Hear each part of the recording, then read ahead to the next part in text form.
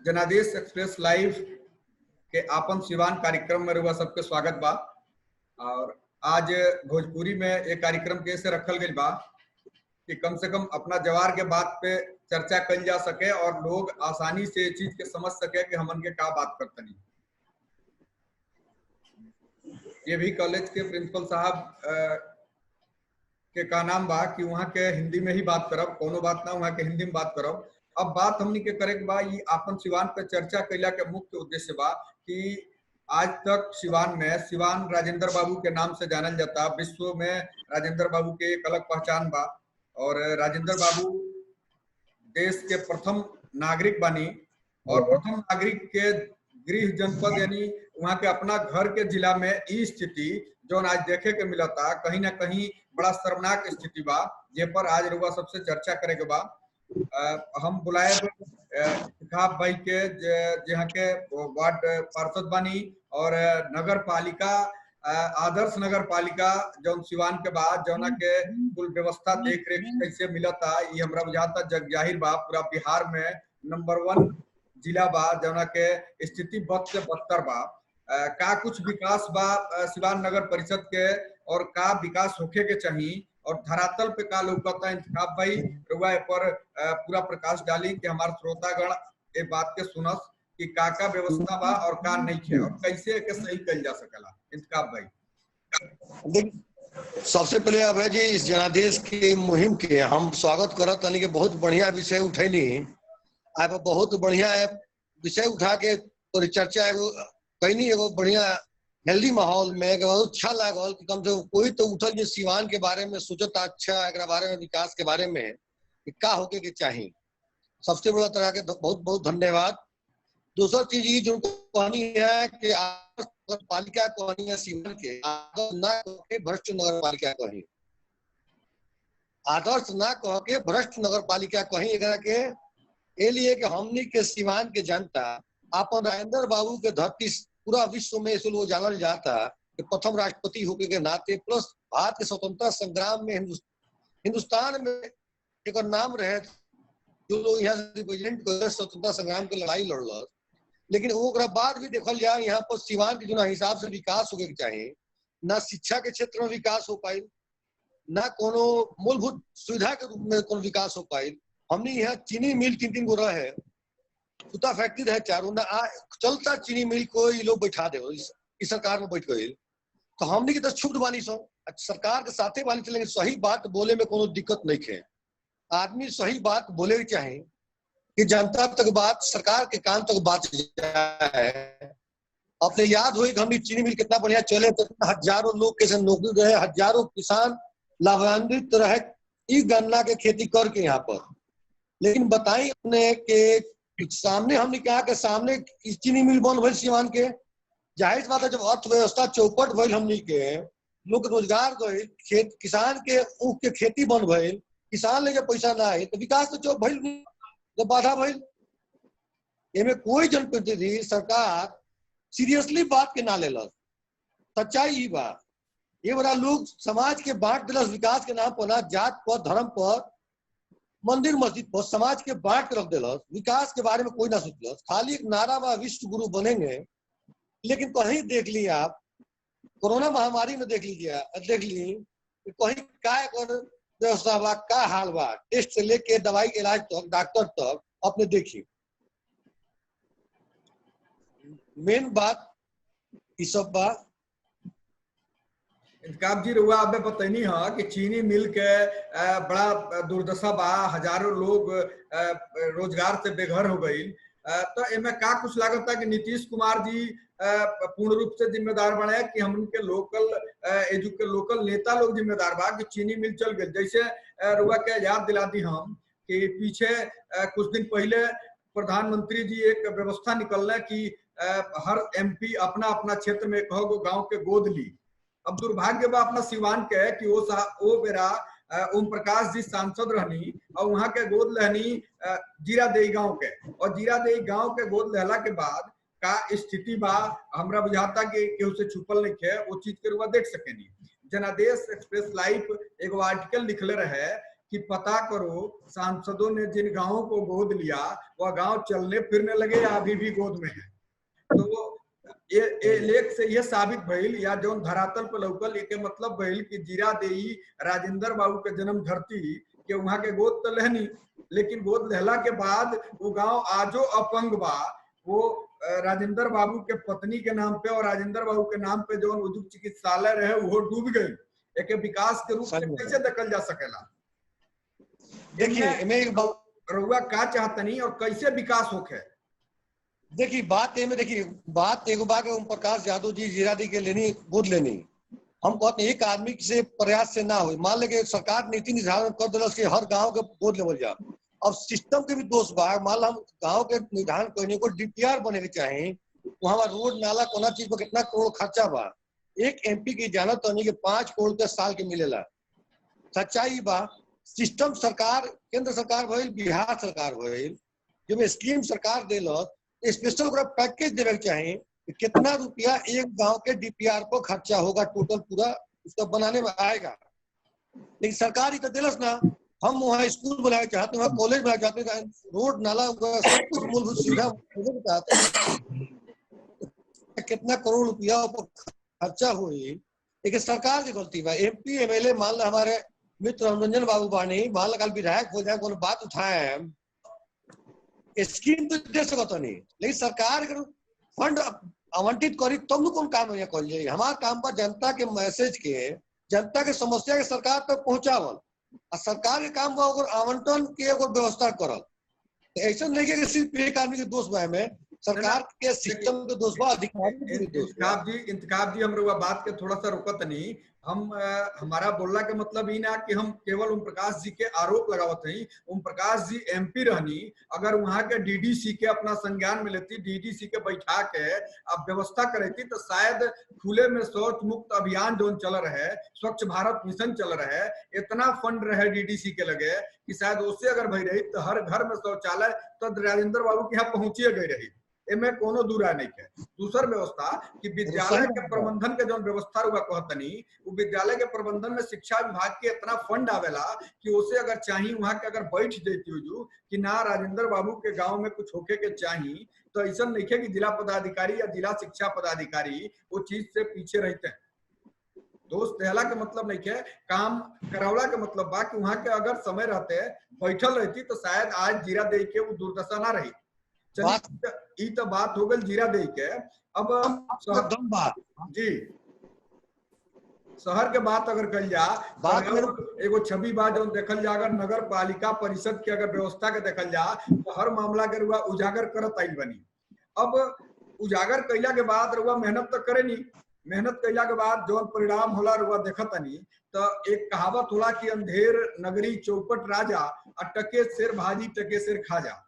वह कहनी है कि एक आदमी का करो, लेकिन एमे जागरूक होके पड़ी वो कौन सा ऐसा माध्यम बनावल जाओ जैसे लोग जागरूक होके और सही काम हो सके जिला के अंदर और जिला के विकास हो सके।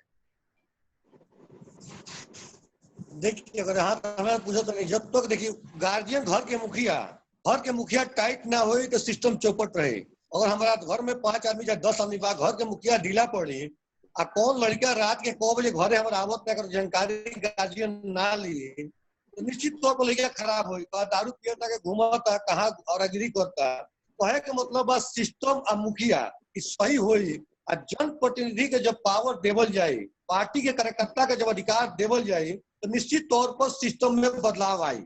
ये बात याद रखें। पार्टी के कार्यकर्ता जनप्रतिनिधि के अगर सिस्टम अधिकार देवल जाए तो ऊपर बदलाव आई। प्लस जनता के लिखत शिकायत बा शिकायत तो जांच भी होके चाहिए। हम कहते नहीं शौचालय नहीं बनत गांव में अब वीडियो साहब कहते नहीं सब कुछ बन गया एनओसी के नहीं यह गांव में कंप्लीट है। अब मीडिया कह रहा है कि नहीं बना है, जनप्रतिनिधि कह रहा नहीं बना लेकिन किसी बात को सुनवाई नहीं है तो सुनबे नहीं करे कोई बात के तो निश्चित तौर पर बात उल्टा पुल्टा काम हुई, भ्रष्टाचार भी बढ़ी और रोष भी जनता में आई, आगे कार्रवाई हुई। अगर जब तक बात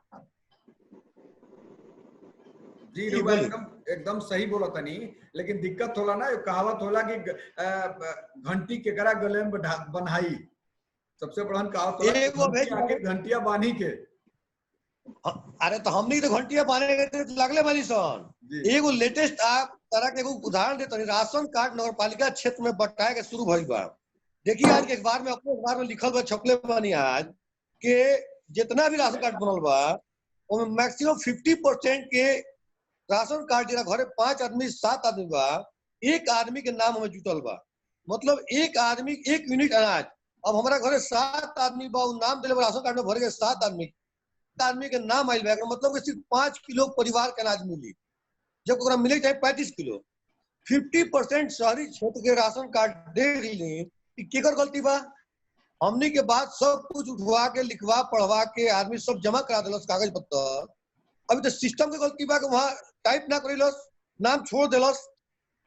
जनप्रतिनिधि आवाज नहीं उठा सकता, पर अधिकारी काम पे मॉनिटरिंग करे के या तो नहीं के हो, पंचायत वाइज या तो ब्लॉक वाइज या वार्ड वाइज स्कीम को दे दे मुखिया के, वार्ड कमिश्नर के, आप इसको फॉर्म भरवाइए, कंप्यूटर पर चढ़वा दीजिए। इसका सच्चाई यही ना है। बिल्कुल बिल्कुल सिस्टम दीजिए।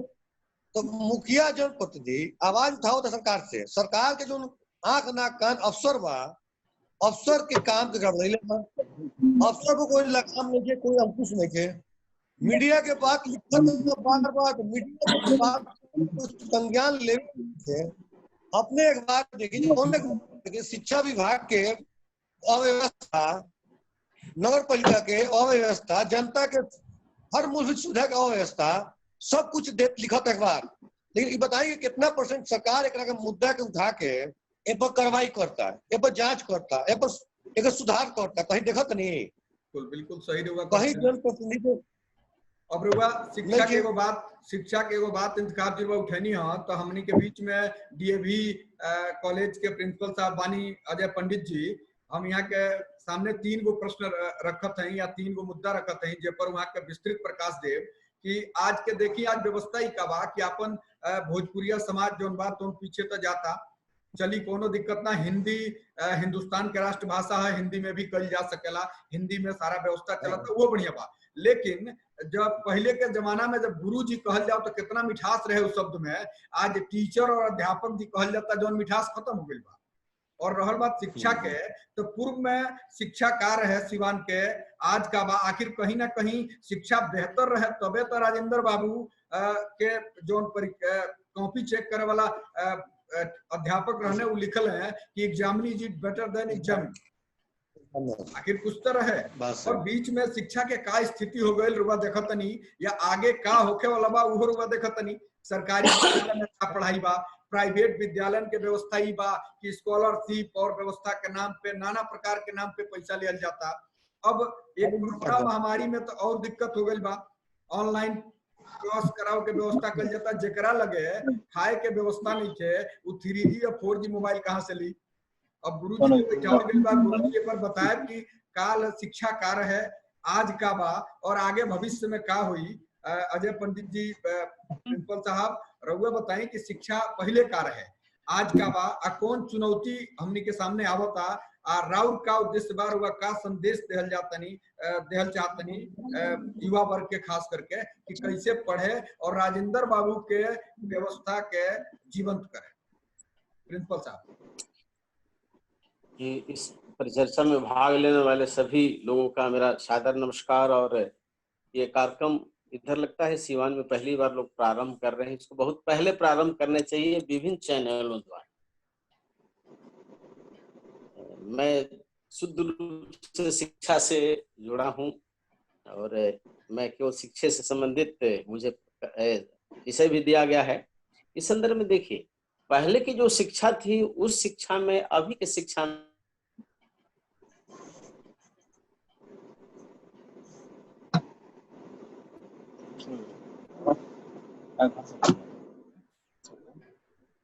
लेकिन अभी जो की जा रही है विस्तृत उद्देश्य है। पहले हमारे पास शिक्षण जो है कम था और कम लोग शिक्षित हो जाते थे तभी काम चल जाता था। आज पॉपुलेशन ज्यादा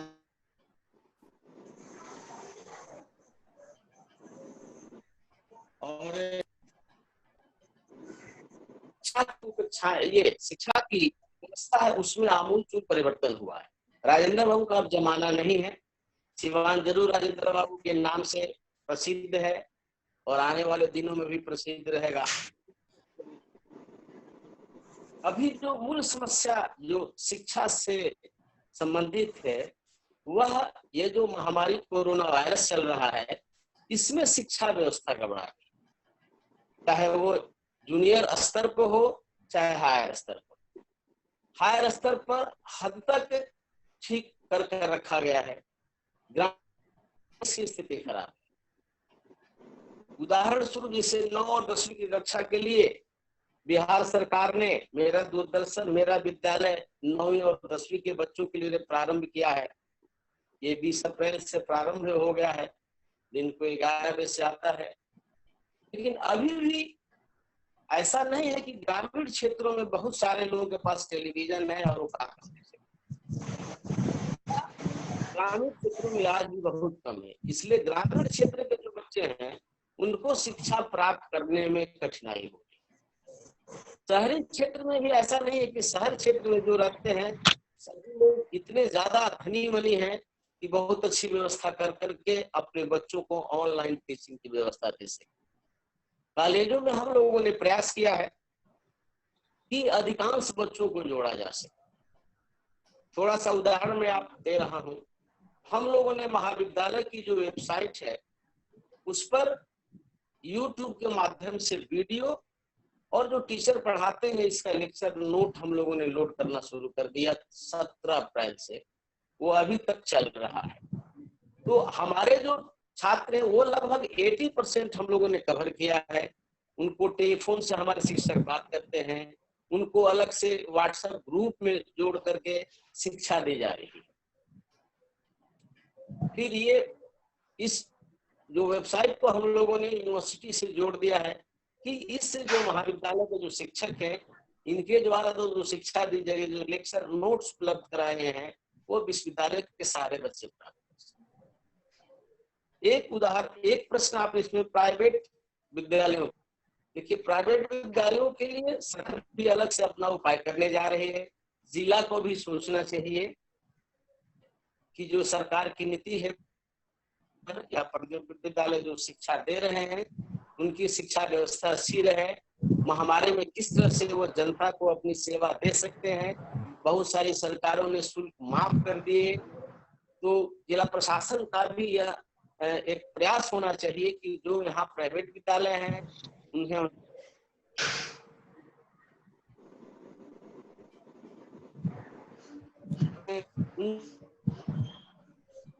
या इतना कम शुल्क ले कि उनका काम करे। उसको केवल सेवा भाव से अगर जब विद्यालय आएंगे तो ऐसा संभव है कि हम लगता है कि सभी लोगों को शिक्षा मिल सकती है। महाविद्यालयों में 1214 रुपए प्रति माह भी शुल्क लिए जाते हैं। जो इंस्टीट्यूशन से वेलफेयर इंस्टीट्यूशन कहलाते हैं, इसलिए इन्हें माना गया है कि ये समाज के कल्याण के लिए खुले। जहां तक प्राइवेट विद्यालय हैं वो थोड़ा इससे अलग है और इसलिए जिला के जो मुखिया है वो उनको चाहेंगे या जो जिला के शिक्षा पदाधिकारी हैं उनको इन चीजों को थोड़ा ध्यान देना चाहिए कि इस महामारी के युग में जो शिक्षा व्यवस्था जो प्राइवेट संस्थानों द्वारा दी जा रही है उसमें अगर समाज के कोई तबका उसको प्राप्त करने में कठिनाई अगर महसूस कर रहा है तो उसकी वो मदद करे। उन्हें इस तरह का संदेश जाना चाहिए कि इस स्थिति में सभी एक दूसरे का सेवा भाव अपने में वह लाए जिसके चलते शिक्षा दी जा सके। बिल्कुल अभी भी बच्चे परेशान हैं। एगो रुआ बात कहनी अब प्राइवेट विद्यालय के, तो आज के डेट में देखल जाता पूरा देश स्तर मामला होता शिक्षा के बाजारीकरण। प्राइवेट विद्यालय के जो व्यवस्था बा एक कोरोना महामारी में लोग अपन केवल जीविका कैसे भी जीवन पालन करता, वो स्थिति में प्राइवेट विद्यालय के द्वारा फीस भी लिया जाता। हालांकि मार्च से ही पढ़ाई पठन पाठन बंद बा, विद्यालय चलन ना, डेवलपमेंट के चार्ज के नाम पे अन्य व्यवस्था के नाम पे ई कुल जन पैसा लेहल जाता। ए पर हुआ का कहल चाहता नहीं जो बाजारीकरण वाला जो एगो शब्द आ गइल बा शिक्षा के बाजारीकरण या व्यापारीकरण, ए पर हुआ का कहल जाता नहीं, ए पर अंकुल कैसे लाग सकेला अंकुल से?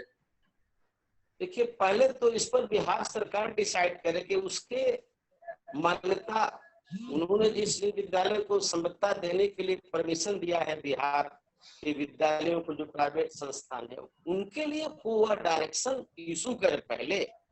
इससे कई सरकारों ने कर दिया कि हम शुल्क नहीं लेंगे, आपको नहीं लेना है या बहुत कम शुल्क लेना है जिससे आप अपना खर्चा केवल चला सके।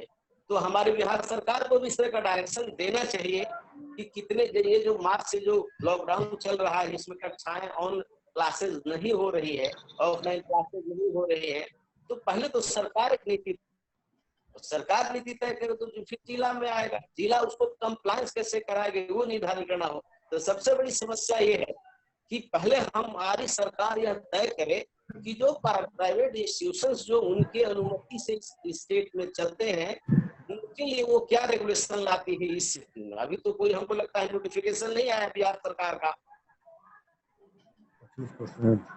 कहीं ना कहीं अगर नोटिफिकेशन ये टाइप के अगर सरकार नहीं दिले तो ओकर मनसा बा की शिक्षा के व्यापारीकरण और बाजारीकरण बन रहा है। पर हुआ का एक मिनट और एक बात, एक हम बात कहे के चाहें, एक बात हम कहे के चाहें शिक्षा के अथी पर। जी बताइए।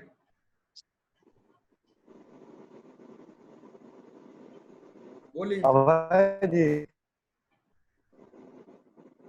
रहल है में एक बात के शिक्षा के बारे में जो कहते हैं, कोई सुधरी व्यवस्था, सरकारी स्कूल बा, जितना सरकारी स्कूल में सारा अधिकारी के, सारा जनप्रतिनिधि के लड़का जोना पढ़ता, जोना ब्लॉक पढ़ता, ओमे वो लड़का ओकर पढ़े वहां पर।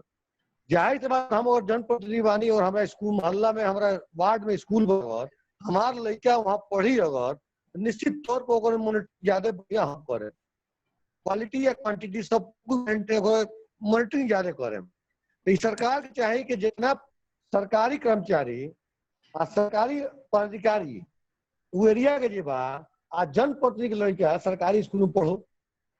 आ दूसरा चीज, हर स्कूल में जो 25% बीपीएल परिवार के बच्चन के फ्री में मुफ्त शिक्षा देवल जाला, प्राइवेट स्कूल में सरकार के नियम बा करे के, आ ओकर भुगतान सरकार करेला 25% भुगतान हो लड़कन के। एक सच्चाई से जांच कर लिया, 25% लड़का गरीब लड़का पढ़ता कि फर्जी बिल बना के उड़ा के सरकार से उठावल जाता वो लाभ। एक जांच कर, निश्चित क्वालिटी में कुछ सुधार आ जाए। सर कुछ कहत रहनी है। ठीक बा सर रउआ कुछ बताओ तो नहीं, शिक्षा पे कुछ बोले वाला नहीं है, कुछ कहत रहनी है। जब हम बोलनी है कि सरकार नोटिफिकेशन नहीं जारी कैले, ऐसे तो सरकार पहले पॉलिसी तय करे कि इस युग में वह लोगों को किस तरह का त्राण दे सकती है, तब न कुछ हो सकता है। जी जी। कोई विद्यालय अपनी व्यवस्था देखता है, उसमें परिवर्तन तो वो दो ही तरीके से कर सकता है, या तो उसकी अपनी सोच बदल जाए कि नहीं हम, अथवा सरकार उसको कंपेल करे। सरकार, जैसे अन्य सरकारों ने, आपने देखा होगा कई स्टेट में कहा है कि आप शुल्क न लीजिए, लेकिन अगर शुल्क नहीं लेंगे तो उनके शिक्षक को भी कहा जाता है कि आप क्लास भले नहीं करें, उनको वेतन दीजिए। तो इस सरकार और उन स्कूलों के बीच में कोई न कोई तो एक बाउंड्री कहीं बननी चाहिए, या कहीं समन्वय होना चाहिए कि विद्यालय चलते भी रहे, उसमें भी जो लोग काम कर रहे हैं उनको वेतन रहता है। सरकार कहती है भले क्लास नहीं, लेकिन उनको वेतन दीजिए। तो फिर वेतन दीजिए, या ऑनलाइन क्लास रहे तभी वेतन देना है, तो उस वेतन के लिए वो पैसा कहाँ से लाएंगे? नहीं, ये तरह सही बात कहनी है कि जे अध्यापक बा उनका के तो पेमेंट देवे पड़ी, उनकर पारिवारिक जीविका चलावे खातिर तो पैसा की व्यवस्था करे पड़ी। लेकिन एक चीज बा कि विद्यालय जब चलेला कोनो विद्यालय, तो ओकर विभिन्न प्रकार के कुल फंड होली सा, अलग अलग तरह के कुल फंड होली सा। तो जब विद्यालय नहीं चलल तो मेंटेनेंस से लेके कुछ और व्यवस्था बाड़ी सा, जैसे 2-4-5 महीना तो विद्यालय आराम से अपना अध्यापक लोग के पेमेंट दे, ओकरा खातिर कोनो जरूरी नहीं है। मेंटेनेंस पर बहुत ज्यादा खर्च नहीं, विद्यालय को चलाने में मेंटेनेंस पर बहुत ज्यादा नहीं खर्च है जितना अन्य व्यवस्थाओं को देखने पर खर्च है। तो आपको विद्यालय चलेगा तो इलेक्ट्रिसिटी, पानी, चौक, डस्टर, चाय नाश्ता, सिंपली, इसके अलावा तो बहुत ज्यादा खर्च नहीं रहता है। लेकिन शिक्षक को तो वेतन देना है, शुल्क आप नहीं आएगा तो सरकार उस डायरेक्शन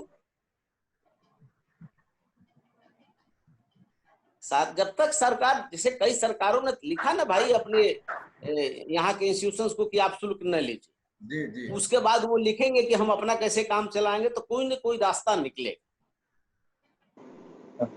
अभी जो आप देख रहे हैं, निश्चित रूप से आने वाले दिनों में भी जो बाढ़ की स्थिति हो रही है, तो बाढ़ स्थिति में या इलेक्शन है या बहुत सारी भी महामारी ऑटोमेटिकली बढ़ रही है, अभी खत्म नहीं हुआ है। आप देखते हैं सीवान में भी बढ़ ही रहा है, तो ये स्थिति कहाँ जाकर ठहरेगी ये कोई नहीं जानता है।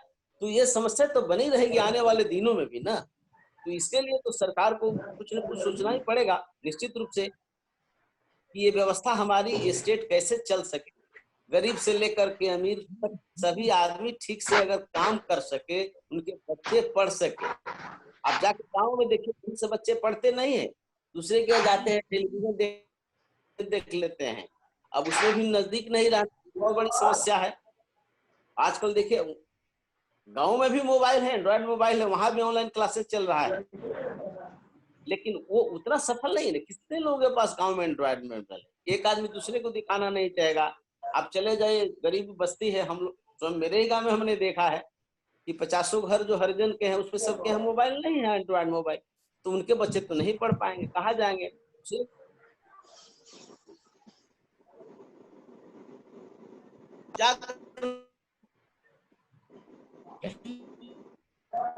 सरकार को तो स्टेप वाइज सोचना पड़ेगा कि सबसे नीचे तबका से लेकर ऊपर तक के तबकों को सुविधा ना हो शिक्षा के लिए, तो करना पड़ेगा। देखिए रुआ जो कहनी बहुत अच्छा कहनी, गांव में भी एंड्रॉइड मोबाइल बा, लेकिन दुर्भाग्य के कि 2G जब चलत रहे 2G तो ओकर स्पीड प्रॉपर ना मिले, ओकरी बाद शुरू भइल 3G के भी स्पीड ना मिलल, तब तक आ गई 4G। अरे हम लगातार देश में जी तो बढ़त जाता, जी के प्लस हो जाता, लेकिन स्पीड आवत नहीं है। तो स्पीड अगर 2G में हमन के दे दिल जा तो मुझे हमारा बुझाता कि गांव के एगो कोना में बैठे रह जाए, 2G से ऑनलाइन के व्यवस्था, डिजिटल इंडिया के व्यवस्था या डिजिटल इंडिया के सपना साकार हो जाए। स्पीड बढ़त नहीं है, 2G से 3G भइल, 3G से 4G भइल, और 5G भी आ जी तो उससे कोनो मतलब नहीं है। लेकिन 5G अगर आ जाता या 4G में भी अगर ज्यादा ओकर स्पीड बढ़ा दिया जाता या उस पर ज्यादा ध्यान दिया जाता, तो ओकर जो फ्रिक्वेंसी जो ओकर रेडिएशन निकली उससे आदमी बीमार भी होने लगे। तो 2G और 3G में तो एक तरह से अगर देखा जाता है ये ऑनलाइन क्लासेज का व्यवस्था जो बा कहीं ना कहीं अगर फायदेमंद बा तो बहुत ज्यादा नुकसानदेह भी बा, जो ना के रेडिएशन से बहुत ज्यादा दिक्कत हुई। ए पर भी सरकार के देखे के चाहिए, ए पर भी कुछ व्यवस्था करे। ऑनलाइन क्लास हमरा ख्याल से ऑनलाइन पठन पाठन की व्यवस्था ऑनलाइन संभव नहीं है। जो मैनुअल चलता वो में विकास होके में दिक्कत होता, तो ऑनलाइन में तो कबो नेटवर्क पता चलल कि रुक गई।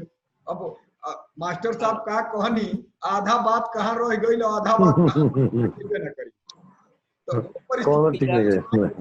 समझने के लिए तो क्लैरिटी जरूरी है साउंड की, अगर सिग्नल बढ़िया नहीं है तो क्लियर नहीं हो पाता। जी जी जी, तो कहीं ना कहीं ये पठन और शिक्षा खातिर ये ऑनलाइन या डिजिटल जो व्यवस्था बा शिक्षा खातिर अभिशाप भाई एक वरदान ना कहल जा सकेला। आधा सुनाई आधा सुनैबे ना करी तो पढ़िए का कुछ ना का भैया इंतका भाई। अब आवल जा ये शहर के शिक्षा व्यवस्था पे जौन अरुआ देखो तो कब दुनिया भर के कुल कोचिंग सेंटर वगैरह कुल खुल गई बड़ी सा, पढ़ाई के नाम पर हुआ देखते हो कब विद्यालय में, अब जैसे गुरुजी बतैनी है यहाँ विद्यालय में 40-30 बच्चा बैठत रहे।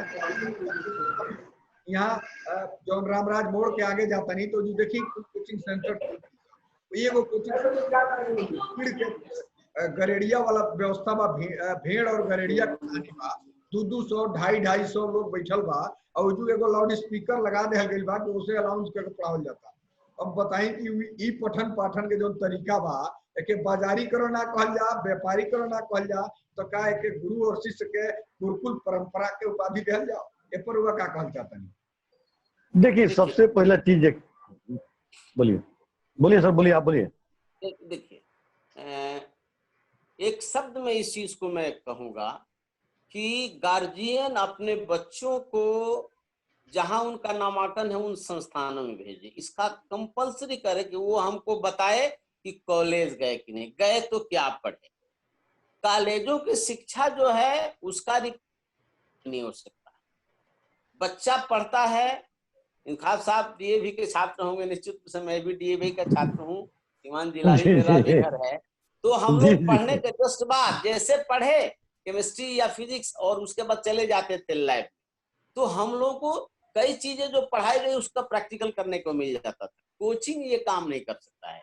इसलिए अगर किसी चीज का बेसिक आपको ज्ञान लेना है तो आपको विद्यालय महाविद्यालय में आना, एक ही शब्द में। आप कोचिंग पढ़ते जाइएगा, वो सफलता हम लोगों ने देखा है। हमारे यहाँ जो रिजल्ट आया था इंटरमीडिएट का, हम लोगों ने देखा है, वे बच्चे जो क्लास में ज्यादा थे, सबसे ज्यादा मार्क्स है। कोचिंग वाले भी पास है, ऐसा नहीं है, लेकिन उनकी उपस्थिति बहुत कम है। इसलिए बच्चों को पहले गार्जियन को श्योर करना चाहिए कि हमने तुम्हारा नामांकन कराया है इंस्टीट्यूशन से।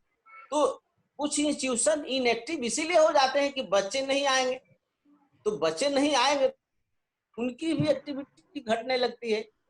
तो शिक्षा को बनाए रखने के जरूरी है कि बच्चे संस्थानों में जाए। एक बच्चा इतना समय दे सकता, कोचिंग नहीं दे सकता। आपने कहा कि लाउड स्पीकर से पढ़ा दिया जाता है, इसलिए उसको थ्योरेटिकली या प्रैक्टिकली दोनों के लिए आपको संस्थाओं में आना है। इसलिए संस्था बहुत जरूरी है और इसका हम लोगों ने कई बार प्रयास किया है। हमारे यहाँ पिछले सत्र में हम लोगों ने बहुत से गार्जियन को फोन करके बुलाया, कहा कि आपके बच्चे नहीं आते हैं, मैं इनका फॉर्म नहीं भरने दूंगा। ये बहुत बढ़िया रहा। हम लोगों ने हजारों पत्र पिछले सत्र में रजिस्ट्री से अभिभावकों को भेजा हम लोगों ने कि आपके बच्चे नहीं आते हैं।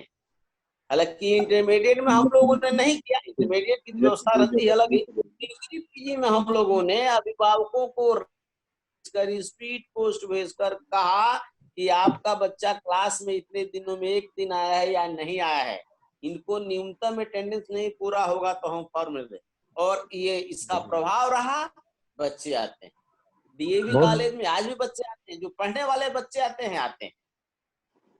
तो ये जरूरी है कि बच्चे विद्यालयों में जाएं, महाविद्यालयों में जाएं। ये संस्थाएं क्यों बनाई गई? इसी काम के लिए बनाई गई हैं। वो कोचिंग उसका रिप्लेसमेंट कभी नहीं हो सकता है।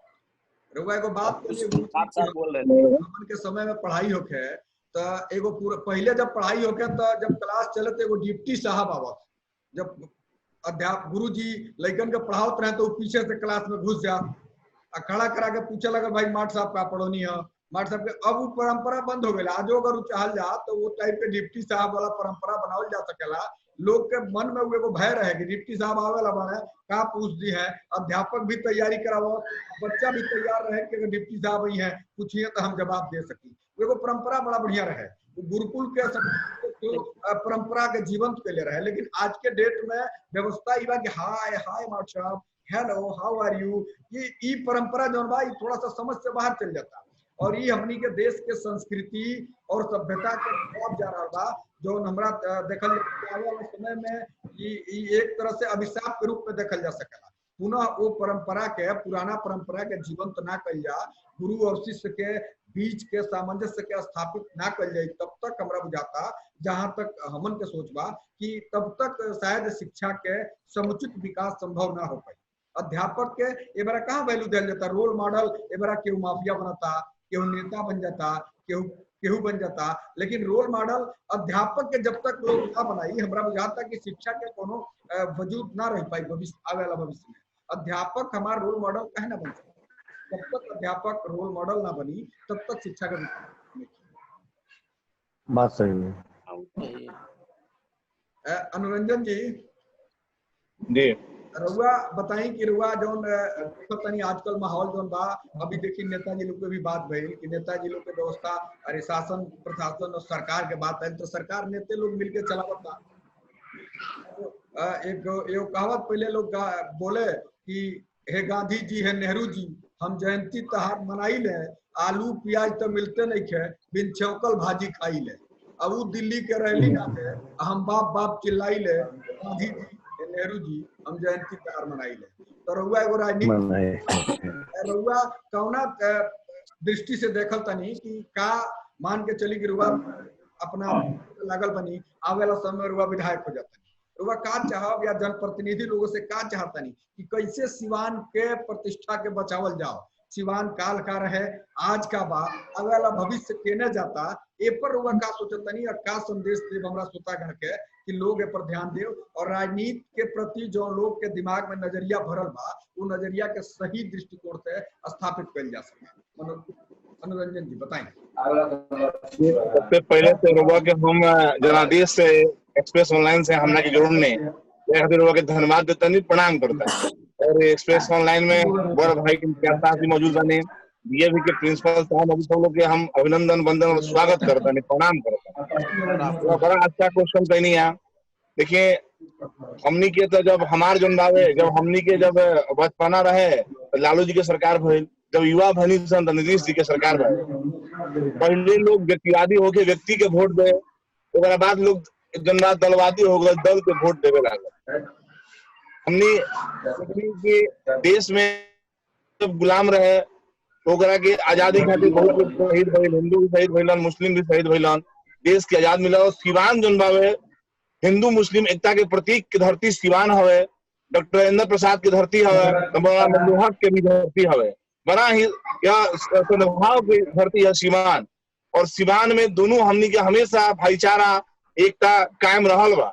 पहले मृत्युंजय बाबू यहाँ के एमपी होखस, उसके बाद यूसुफ साहब होखस, गफ्फार साहब होखस, शंकर बाबू, जनार्दन तिवारी होखस, बिशन पटेल होखस, वहां तक सिवान जनता बड़ा ठीक ठाक तरीका से रहे।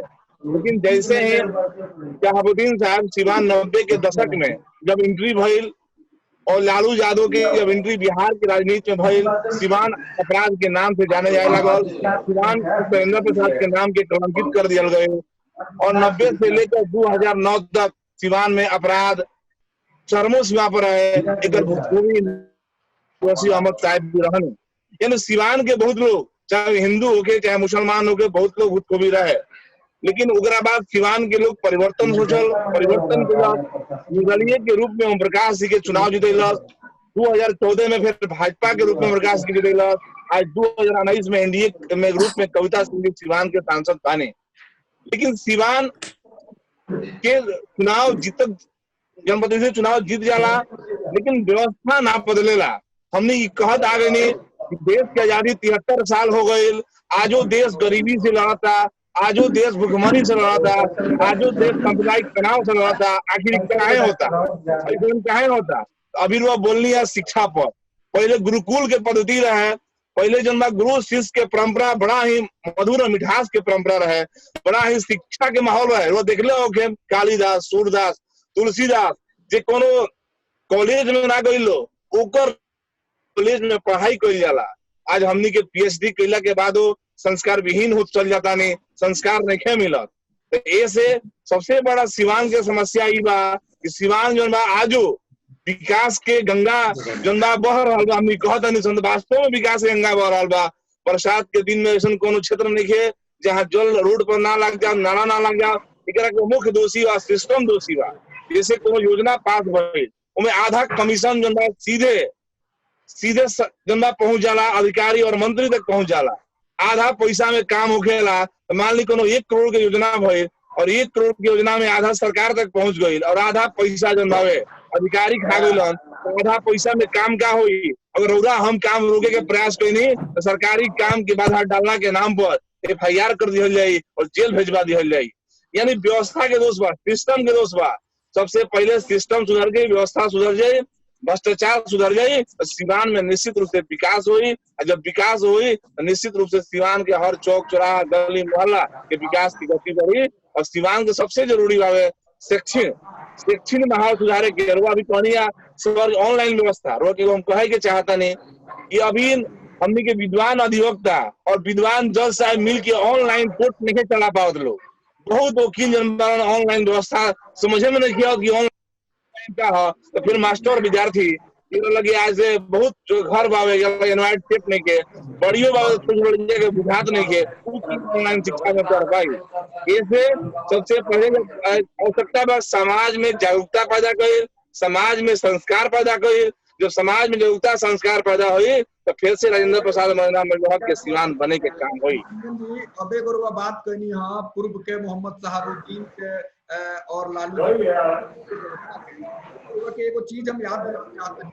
ठीक बस शहाबुद्दीन साहब के व्यवस्था रहे वो जंगल राज देखल जाओ, लेकिन 2 गो चीज उनकर ना भुलाई सिवान के मेडिकल कॉलेज और सिवान के इंजीनियरिंग कॉलेज वही शहाबुद्दीन के देन रहे, जो शिक्षा के क्षेत्र में एक नींव रखल गई। और ओकरी बाद सुशासन के सरकार आई, चाहे जौन भी व्यवस्था भइल या ओकरी बाद और नेतागण बनत गए, लेकिन शिक्षा के क्षेत्र में 2 जौन मील के पत्थर साबित कर दिल गई, वैसन दोबारा ना भइल। अगर एहू चीज के भी तो मैं जोड़ा जा सकता। जैसे मान ली रौरा हमरा के बोलैनी जनता एक्सप्रेस ऑनलाइन में, तो हमने तो जुड़ो नहीं। तो सरकार के मुखिया से नरेंद्र मोदी जी बानी, देश के प्रधानमंत्री, और बिहार के नीतीश कुमार जी बानी। तो यहाँ के चूंकि मुखिया बानी, और सिवान की क्या समस्या बा, नरेंद्र मोदी नहीं जाना, नीतीश कुमार जी नहीं जाना, इस समस्या के बताइए तो विधायक और सांसद बताए के काम करी लो। जैसे मान ली कि अभी इफ्तार साहब जी कहानी चीनी मिल, पचरुखी चीनी मिल जो बहुत समृद्ध क्षेत्र है, हमारे क्षेत्र बढ़िया विधानसभा पचरुखी में चीनी मिल रहा है, फैक्ट्री है। यानी पहले से आजादी के पहले से हमनी के यहाँ उद्योग धंधा रहे, हमनी के यहाँ रोजगार रहे, हमनी के यहाँ कुटीर उद्योग रहे। हर देखिए जाति की जो कल्पना भई कुटीर उद्योग के नाम पर भई, लोहा के जो काम करे लोहार हो गई, जो बढ़ई के जो लकड़ी के काम करे बढ़ई हो गई। यानी जाति के नाम पर कुटीर उद्योग की धंधा भई, जात की कल्पना हमनी के यहाँ भई है। हमने के बड़ा अच्छा व्यवस्था रहे। मान ली हमरा के खेत में अगर गेहूं होता तो बढ़ई के गेहूं देके और जन बावे आसानी से जन बावे हमने के चौकी ले ली सन, जन लोहार के लोहा देके हसुआ खुरपी ले ली सन। यानी बहुत अच्छा व्यवस्था रहे। और आत्मनिर्भर भारत बने के प्रधानमंत्री आज बात बनी, फिर हमने पूरे भारत में की कल्पना हो रहा बा। तो सिवान में चूंकि तो कहनी शहाबुद्दीन साहब चूंकि अपराध जगत में मजबूत शासक रहलन, डर से भय से जहां से होके खींच के लिया के फंड जनता सिवान में लगा देलन। लेकिन बात कहे वाला क्यों नहीं के सदन में बात रख सके। जैसे हमारे बहड़िया के चीनी मिल है तो हमारा स्थानीय विधायक बनी, क्योंकि जनता के कैसे बेवकूफ बनाओ जाला। वहाँ के आपन विधायक जदयू के प्रदेश अध्यक्ष वशिष्ठ नारायण सिंह के दहनी। अब ये बताइए कि विधायक कहीं इस्तीफा अध्यक्ष के देला कि वो विधानसभा अध्यक्ष के दी, तो चीनी मिल वहां कहीं निजाम हो जाये तो हम इस्तीफा दे दे। सोची कि वहां की इस्तीफा देनी प्रदेश अध्यक्ष के, और अखबार में जबर विधायक ने दिया इस्तीफा। अरे भाई वो क्या इस्तीफा दे देनी है दादा, वो विधानसभा अध्यक्ष के देती। और चीनी मिल के बगल में भगवान महावीर जी के हनुमान जी के मंदिर बा, वो मंदिर के बगल में वहां 4 कट्ठा जमीन मिल गई, वहां सारा मुद्दा खत्म हो गई। यानी अभी जो चलत है सिवान में लूट खसोट जमीन मिल जाये, संपत्ति मिल जाये, वो जनता जाओ चुनाभार में बात सदन में रखे वाला क्यों नहीं खे। मान ली जो आज इंडोर स्टेडियम जो तहस नहस हो रहा बा, टाउन हॉल जब रिपेयरिंग नहीं हो पावत, कारण आखिर पॉलिटिकल मीटिंग कहाँ हुई, लोग कहाँ बैठी, इधर मुद्दा उठाए वाला क्यों नहीं खे। आज प्लेटफॉर्म में मुद्दा उठाए खाली जनता के बेवकूफ बनावल जाता है। मोदी जी के नाम पर, नीतीश कुमार के नाम पर लोग वोट दे दी, और जो फिर जंगल राज मत आओ, फिर जो सिवान में हत्या अपराध मत हो जाओ। हम तो ये कहे के चाहते नहीं, सिवान के सब नेता लोग से कहे के चाहते नहीं कि 15 साल एगो युग के अंत हो जाला, 12 साल एगो युग के अंत हो जाला। हम नया सिवान बन गई, नया सरकार बन गई, 21वीं सदी आ गई, और 5 तारीख के राम मंदिर के भी शिलान्यास हो जाये, मंदिर मस्जिद के भी झगड़ा खत्म हो जाये। और नया सिवान बनाए खातिर नया मुद्दा पर आओ जाओ, केहू के लगे नया मुद्दा नहीं खे। जब चुनाव आई तो फिर पुरान मुद्दा उपाट दिया जाये, चूंकि चुनाव केहू जीते के बाद जब नया मुद्दा उठाओ जाये तो शिक्षा, रोजगार, जनबा खेती, ये सब स्वास्थ्य। आज तो सिवान की हालात बा कि डॉक्टर के फीस बढ़ गई बा। खाली अगर हमने पैरवी करता नहीं तो इतना ना जांच लिख दिया जाये कि फीस से दुगुना जांचे में कमीशन आ जाये। ऐसे हमारा से क्यों कहेला कि फला डॉक्टर के पैरवी कर दिया जाए तो हम कहनी फीस तो वहां के माफ कर दे, लेकिन इतना ना जांच लिख दे कि जचवे में फीस आ जाए।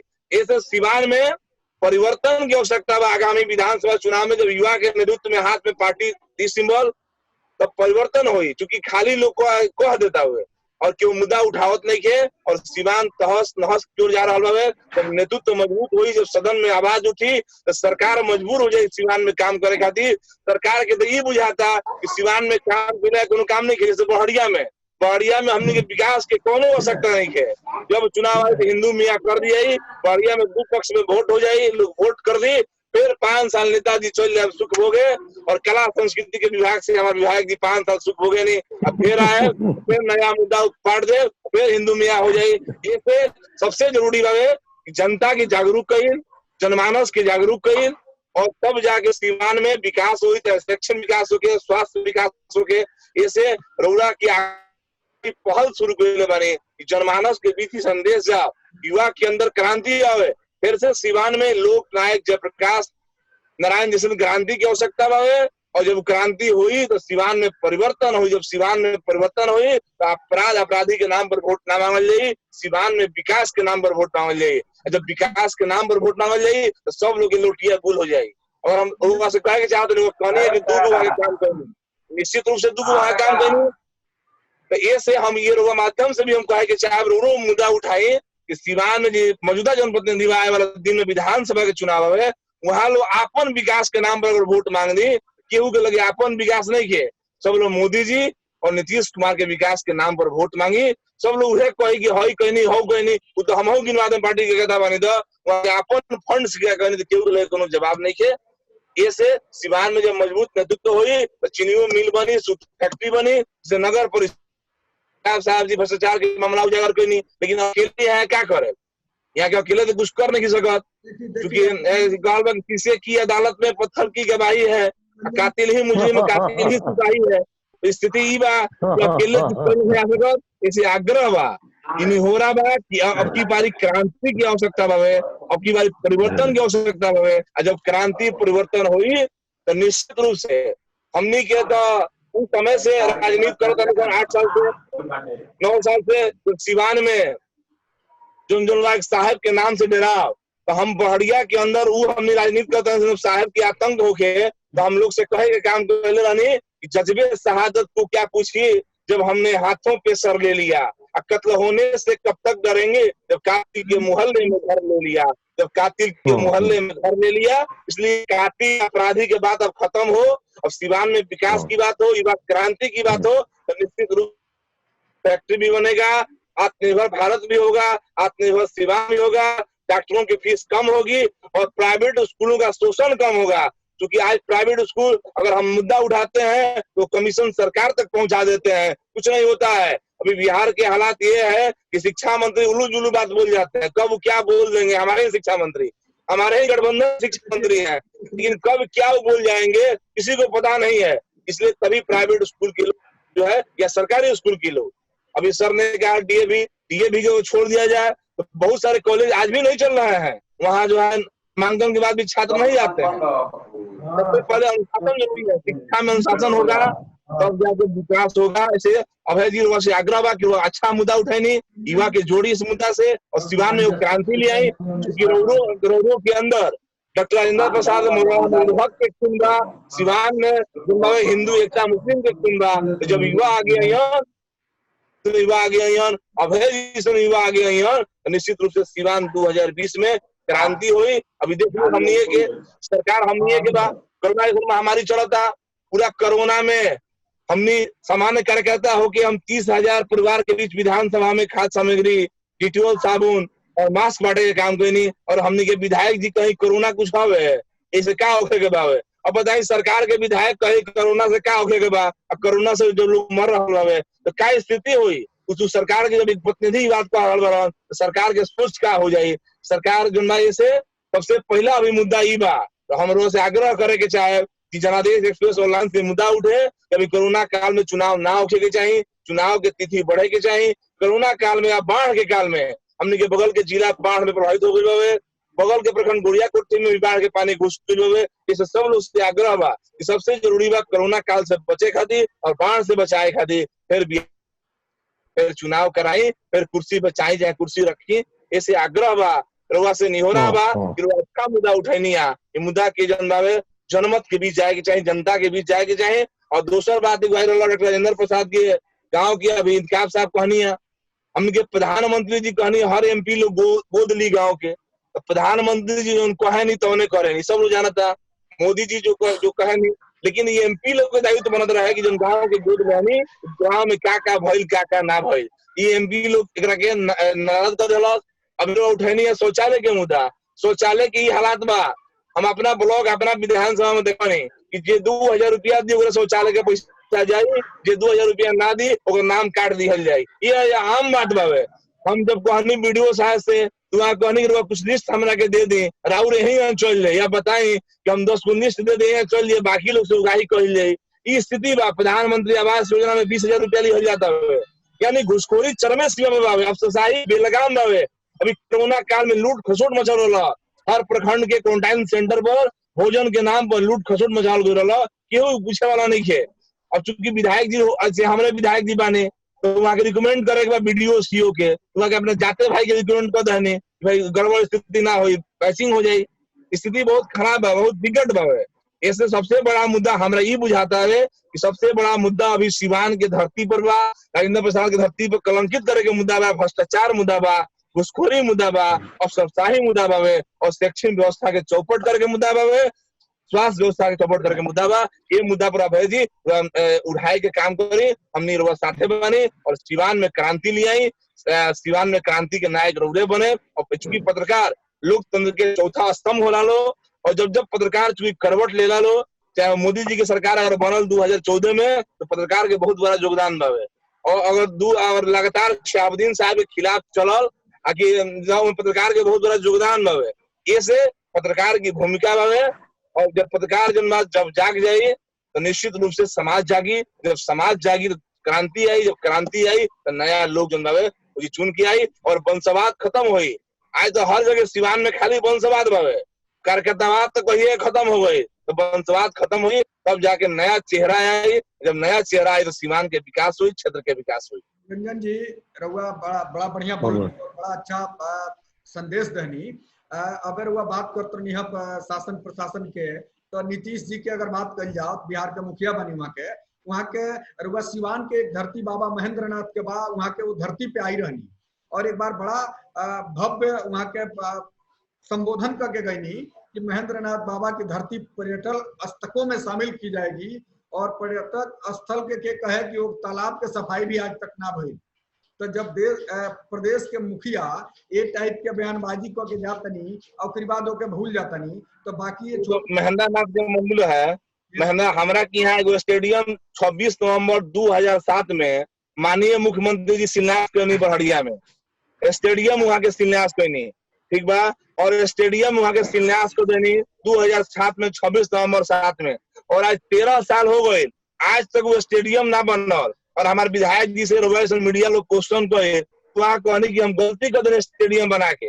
अब बताएं 13 साल एक स्टेडियम बने में लाग गए, और वह कौन चीज कल्पना कर सकता नहीं नीतीश कुमार जी से, हमनी के सरकार बा, हमनी के लोग बा।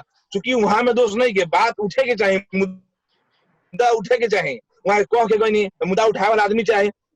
रंजन जी एक और ज्वलंत मुद्दा बा कि रउआ बिहार में शराबबंदी भइल, अब केकरा कहला पे भइल, काहे भइल त हमरा नहीं पता। बड़हरिया के रउआ विधायक जी के स्थिति जानते बानी, कुल अच्छा शराबबंदी वाला व्यवस्था में वहाँ के अच्छा फोटो आयल, अच्छा वीडियो आई, तो इस शराबबंदी के मुंह पे जोरदार तमाचा भइल। अब एक हम कैसे शिक्षा कैसे के जोड़ो तनी आपके शराबबंदी के शिक्षा के अभाव में, जैसे युवा वर्ग के लोग बा जरा रोजगार नहीं के मिलल, उ शराब बेचला के एगो नया धंधा बना ले बा, और शराब रुआ सिवान जिला में सबसे ज्यादा सप्लाई हो रहा बा, पड़ोसी राज्य अगल बगल के राज्य से आवता। अब जब पूर्ण रूप से शराबबंदी बा, ओकरी बाद से शराब अगर मिलता तो फिर एक शराबबंदी कैसे कहल जा सकला। युवा वर्ग खास करके भटक गई बा, क्योंकि रोजगार नहीं खेल पाई, रोजगार मिलत नहीं खे। ओकरी बाद रहल बात शौचालय के और इस सब के बात रुआ उठावत नहीं स्तर पे। अभी विधायक और सरपंच, मुखिया, वार्ड सदस्य ये लोग के काम भाई। अब देख ली सरकार के योजना के हम बताओ तो 7 गो योजना बरुआ सरकार के, और 7 योजना 7 के 7 फ्लॉप। पहला योजना चलल जल मीनार योजना में देखिए सिवान के मालवीय चौक पे मालवीय जी की मूर्ति के ठीक सामने एक बड़ा सा मीनार बनल बा। आज तक हमरा बुझाता वो मीनार से कहियो एक बूंद पानी नहीं निकलल। तो जल मीनार योजना ऐसा करोड़ों रुपया लगा के पुरानी किला में ज्यादा है। देखिए सरकार के योजना चूंकि पटना में बैठ के एसी में बैठ के बनेला। तो पहले योजना सुन लीजिए। दूसरा योजना भइल 7 निश्चय योजना फेल हो गई। ओकरी बाद आयल राहुल की बढ़ चला बिहार फेल हो गई। ओकरी बाद आयल अभियान फेल हो गई। ओकरी बाद आयल मानव श्रृंखला फेल हो गई। ओकरी बाद आई आपके नल जल योजना जौना के आनंद सब लोग ले रहे। तो नल जल योजना हो गई घर भर योजना। अब काहे ये बात के उठैनी है, एक रुआ ध्यान में हम वो पॉइंट के बताल चाहते नहीं कि जितना योजना चलल ओमे सरकारी ऑफिसर लोग बिजी हो गए जिला छोड़ छोड़ के। आम आदमी के कितना में परेशानी एकरा पासपोर्ट बनवावे के रहे 2 दिन में बने के चाहिए और वीडियो साहब नहीं की, एसपी साहब नहीं की, चल गई कहीं मीटिंग में, अब वो साइन ना भइल, काम रुक गई। तो सारा सरकार के योजना में पदाधिकारी लोग के घुमा के सारा चीज प्रभावित कर दिया गई। तो ऐसा सरकार कल जा सकेला। देखिए अभी जागरूक बने, पत्रकार बने, क्या साफ बने, हमरा के यहाँ देखिए एगो पंचायती राज पदाधिकारी बने। अब बताएं कि जेपीएस कहल जाला पंचायती राज पदाधिकारी जी, अब बताइए हमरा के यहाँ वहाँ के हेड बानी, पंचायत सचिव के हेड होखेला लो, वहाँ के ब्लॉक के पंचायती राज पदाधिकारी भी बने और दो पंचायत सचिव भी बने। अब बताएं कि कहाँ से कानून आ गए, एगो प्रखंड स्तर के अधिकारियों रही है, पंचायत सचिव रही। ये मुख्यमंत्री साथ ऐसा लूट मचल बा कि 5% वार्ड, 15% मुखिया, 10% जेपीएस, 15% बीडीओ, ऐसा लूट मचल बा कि सरकार के काम कहाँ होता, जैसे खड़ा होता जैसे ढह हो जाता है, अगर टोटी गायब हो जाता है, यानी कंप्लीट लूट खसोट के अड्डा भइल बा। ये मुद्दा क्यों उठाए? ये मुद्दा विधायक विधानसभा में उठाए। तो हमनी के विधायक जी तो बिहार में दारूबंदी हो गई, अच्छा काम भइल, दारूबंदी होके के चाहिए, अच्छा काम बा, लेकिन दारूबंदी हमने क्या सफल नहीं खे। इसलिए कि जब ट्रक के ट्रक पकड़ाता, मान ली ट्रक पकड़ाता, ट्रक जब्त हो गई और ड्राइवर जेल चल गए, आखिर ट्रक लियाइल के ए पर कोनो कार्रवाई नहीं होत।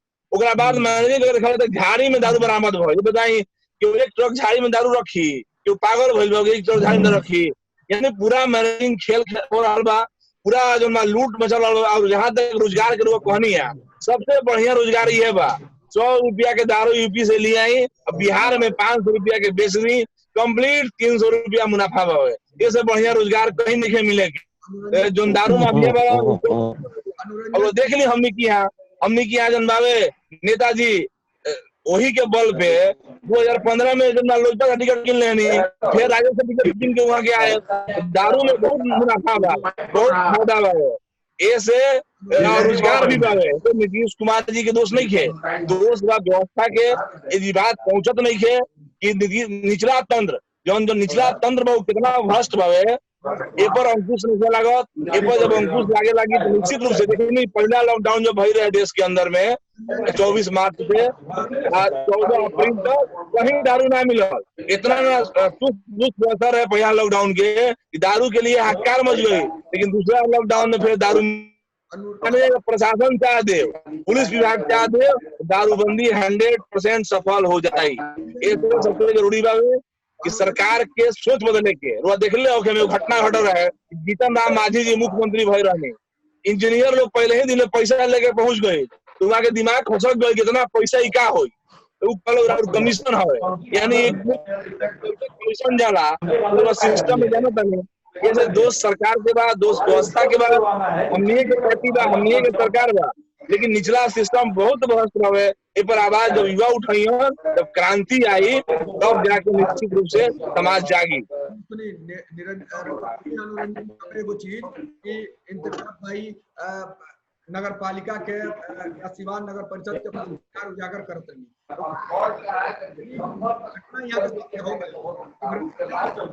चक्कर में यहाँ के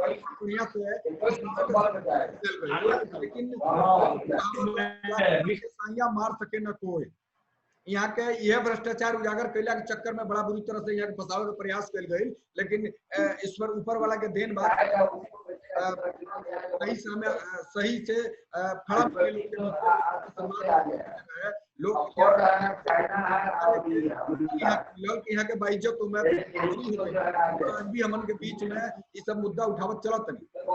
अब नगर परिषद के या तो जौन आज अगर ये टाइप का मामला ना उठाई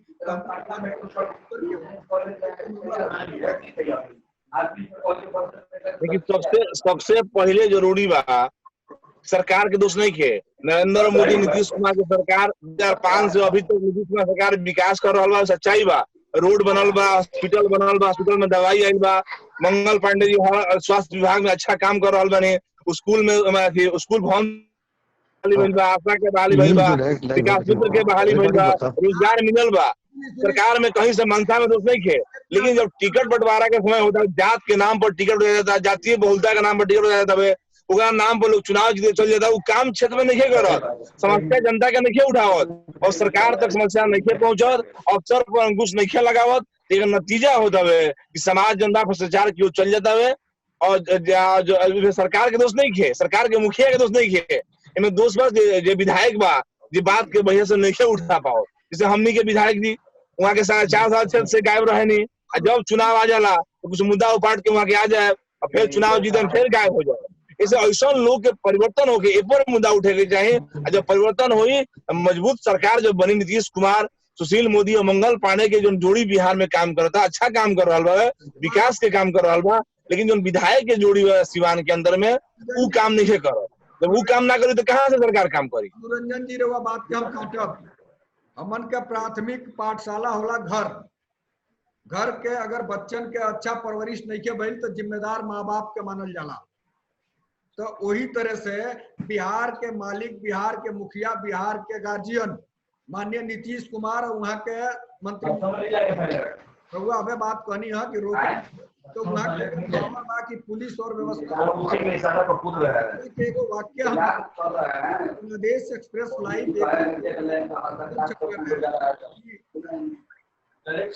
उत्पाद विभाग के इंस्पेक्टर रात में दारू बेचत रहा है, जौना के डीएम साहब के सूचना दिल गई, उनके ऊपर कार्रवाई भइल और कार्रवाई भइला के बाद से स्थिति आ गई कि उनका के तत्काल प्रभाव से सस्पेंड कर गई और ठीक 4 दिन के बाद उनका के फिर बहाल करके दारू अभियान में लगा दिल गई।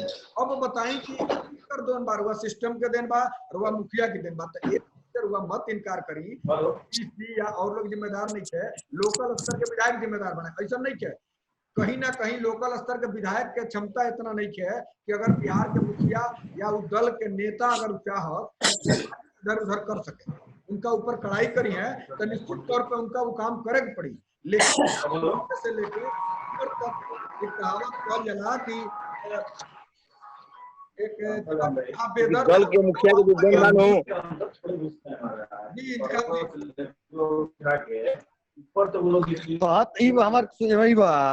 अगर बिहार के हमारे मुखिया नीतीश कुमार जी ठीक है, विधायक के सब लोग के बात करते रहो, सबके बात सुनत नहीं, एक बार भी कार्यकर्ता के प्रखंड या जिला वाइज कार्यकर्ता के आप बुला के समस्या से अवगत होती है कि का समस्या जनता के नीचे बा, अफसरशाही कहाँ हावी बा, कहाँ हमारे विधायक एमपी बा, ओकर फीडबैक अगर लेती हूँ बिहार में बहुत कुछ सुधार आ जाए।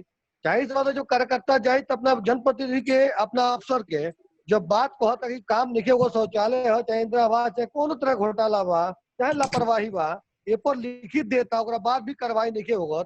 हम अपने से बताओ तो नहीं, हम मुख्यमंत्री जी के कार्यकर्ता जदयू के मीटिंग रहे कार्यकर्ता के, हम वहाँ गए सीवान से जदयू कार्यकर्ता लोग के साथ है, जब समीक्षा बैठक भइल तो हम वहाँ कहनी की बताइए कि मुख्यमंत्री से कहनी कि सर जब ब्लॉक में एक आय प्रमाण पत्र एक बनवाने के लिए हमको विधवा के लिए जब बनवाना है तो 60,000 आय प्रमाण पत्र चाहिए, हमको बनवाने के लिए 200 रुपया 400 रुपया ब्लॉक में बीडीओ को देना पड़ता है, रिश्वतियों को। जब हम रिश्वत देंगे तो जनता क्यों मानेगी कि मुख्यमंत्री नीतीश कुमार सुशासन काम कर रहा है यहाँ पर? जब गरीब आदमी विधवा पेंशन बनवाने के लिए हमको जब 200-400 रुपया देना होगा तो जनता क्यों मानेगी हमारी बात? तो उन्होंने माननीय मुख्यमंत्री जी ने कहा हमसे आप लिख के दीजिएगा उसके खिलाफ, उसी वक्त पैड पर लिख के दिया उनको, लेकिन आज तक उस पर कोई कार्रवाई नहीं हुआ। आज तक ना बीडीओ साहब ने पूछा ना कोई कार्रवाई हुआ कि क्या आपने लिखा है कभी। एक मुद्दा हमने उठाया कि सीवान में उस वक्त हम वैसी कार्यकर्ता मीटिंग में कि पासपोर्ट सीवान एक मुस्लिम बहुल मतलब के अच्छा खासा आबादी है, ज्यादा लोग यहाँ गल्फ में रहते हैं, यहाँ से एनआरआई पैसा हमारे यहाँ बहुत ज्यादा यहाँ से आता है। यहाँ पर इनका जो पासपोर्ट बनने के लिए जाता है थाना में, तो इंस्पेक्टर यहाँ बताऊँ थाना में 1000 रुपया पासपोर्ट इंक्वायरी में लिया जाता था। इसका मुद्दा भी हमने उनसे उठाया कि 1000 रुपया पासपोर्ट इंक्वायरी पर लिया जाता है, अगर ये जनता नीचे गरीब आदमी 1000 रुपया देगा तो सरकार को कैसे तारीफ करेगा, सरकार को कैसे विश्वास करेगा कि सरकार में भ्रष्टाचार खत्म है। इस चीज को हमने मिलकर लिख कर दिया उनको। आज हम आज कह रहे हैं आपसे, आज तक इस पर कोई कार्रवाई नहीं हुआ, ना पूछने ही आया थाना प्रभारी हमसे कि आपने लिख कर दिया है, ना सीओ पूछने आया कि हमने लिख के दिया दिखा दिया आपने, ये नहीं पूछा। ये मुखिया, अगर माननीय मुखिया हमारे मुखिया अगर कार्यकर्ताओं से फीडबैक लेते करते हैं, निश्चित तौर पर भ्रष्टाचार पर, अपराध पर, कुशासन पर लगाम लगता है। जैसे कि अपन सिवान आप देख रहे हैं अभी का मकसद इंतखाब यह रहल बा कि सिवान के धरती से एक व्यक्ति हिंदुस्तान और विश्व के कोना कोना में गए है जे अपना नाम के और जिला के परचम लहरावत रहे। और हम एक कार्यक्रम के माध्यम से यापन सिवान के माध्यम से एक एक चीज के उद्भेदन करब, एक भी बैठाए, अधिकारी से सवाल पूछिए आम आदमी जे पीड़ित बा और अधिकारी के जवाब देवे के कि आखिर पीड़ित का है बा और एकरी समस्या का निवारण कैसे हुई। कबो सब बहुत बढ़िया मुहिम बा, मुद्दा उठावल जाई, कबो विकास के मुद्दा उठावल जाई, कबो शिक्षा के उठावल जाई, क्योंकि शिक्षा के बाजारीकरण दुकान से बंद होके के चाहिए और बंद होई एकदम बहुत बढ़िया। मुद्दा उठी विकास के कि आखिर विकास भइल कहाँ बा, विकास के देखावल जाओ, आम आदमी विकास से सवाल करी और जिला के प्रशासन के लोग के जवाब देवे के पड़ी। और जनादेश एक्सप्रेस के कलम में ताकत बा कि वो कराई। रुआ के बताई कि जनादेश एक्सप्रेस एक मामला लिखले रहे कि जब अध्यापक लोग के पदोन्नति के काम ना होके तो 2014 के पत्र रहे, तो हमारे हेडिंग रहे में माननीय उच्च न्यायालय का एक पत्र महज 145 किलोमीटर की दूरी तय करते हुए 4 वर्षों में पहुंचा सिवान। 2018 में आई रहे खबर छपला के बाद जानो तो कब संज्ञान ले लो जी तुरंत पर ट्रांसफर पोस्टिंग के व्यवस्था चलल और फिर बाद लूट खसोट देखते बनी रुआ। तो कुछ ऐसा डाटा बाड़ी कि जौना से वो चीज के उजागर कल जा सकेला। तो हर चीज के मामला के उजागर पर देहल समस्या के समाधान नहीं के हमनी के आपन सिवान कार्यक्रम चलावला के मकसद बा कि हर छोट बड़ कमी के सामने लावल जा और अधिकारी जिला के अधिकारी और प्रशासन के लोग मिल के दूर करें, बेहतर सिवान बनावल जा। सही बात। राजेंद्र बाबू के सपनों के सिवान बनावल जा।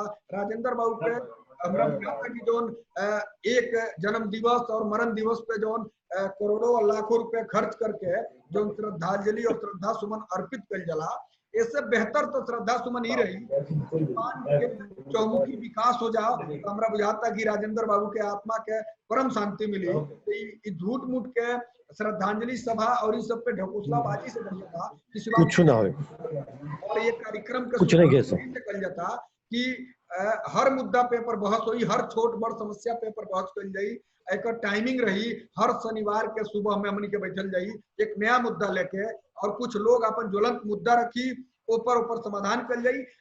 जौना विषय के मुद्दा रही वो विषय से संबंधित अधिकारी के भी हम जुड़ब कि कम से कम ऊपर वहां के समाधान के समस्या के समाधान करी और बहुत बढ़िया अच्छा सिवान के विकास कल जा सके। और हम रुआ के बताओ तनी कि हर मुद्दा पे भ्रष्टाचार के मुद्दा रखब जौना वही के परी अधिकारी के निकाले के परी, चूंकि जनता के आवाज जौन होला सबसे बड़ा आवाज होला, ये आवाज के सुनब तबे व्यवस्था चल सकेला। तो अनुरंजन जी भी कहनी है, लेकिन कहीं ना कहीं सरकार के भी एमे गलती बा।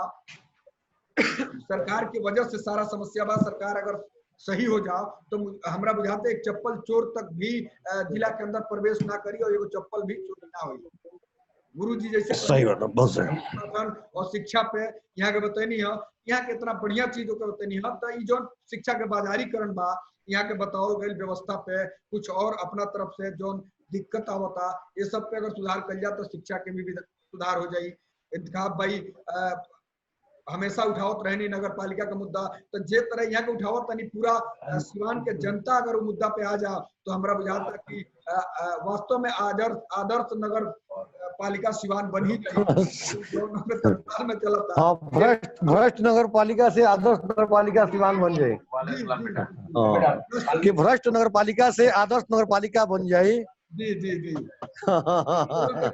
कुछ दिन चलिए कोशिश कर जाए मिल के सभी लोग कि वार्ड सदस्य के द्वारा 20-20 हजार रुपया इंदिरा आवास खातिर लिहल जाता है। वो गरीब आदमी जनादेश के यहाँ ही इम्प्लाई रहे वो करे माई से ले लिहल गई और के तरह से ओका कंप्रोमाइज कर लिए कि अब का कहल जा सके। आखिर गरीब के काम कहाँ होला वैसन वार्ड पर सिवान के अंदर एक अच्छा संदेश इस टाइप का गरीब आदमी टाइप का हरकत कर सही बात है। आधार कार्ड राशन कार्ड बनवाओ तो 200 रुपया चेयरमैन के द्वारा लिहल जाता जो ऑडियो वायरल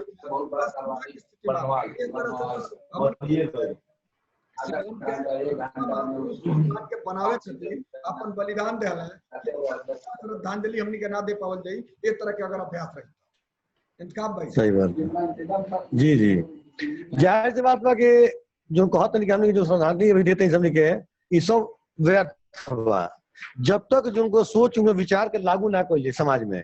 मान लो राजेंद्र बाबू के अगर मान लो जो सोच रहे विचार है जो सपना देखले हिंदुस्तान के सीवान के बिहार के अगर ओकरा सपना के साकार ना कइल जाई मौलाना मजहब के सपना के साकार हमने ना कइल जाई सिर्फ भाषण देला से ना होई भाषण देला से ना होई सालगिरह मनेला से ना होई जेकरा के सपना साकार करे हमरा जनता के उतरे पड़ी पत्रकार महोदय के उतरे पड़ी सरकार के कान में रुई जो डाल के सुतल बा कान से रुई निकाले के पड़ी बात जनता के ग्रामीण के सुने के पड़ी जो सुनी जो अमल होई।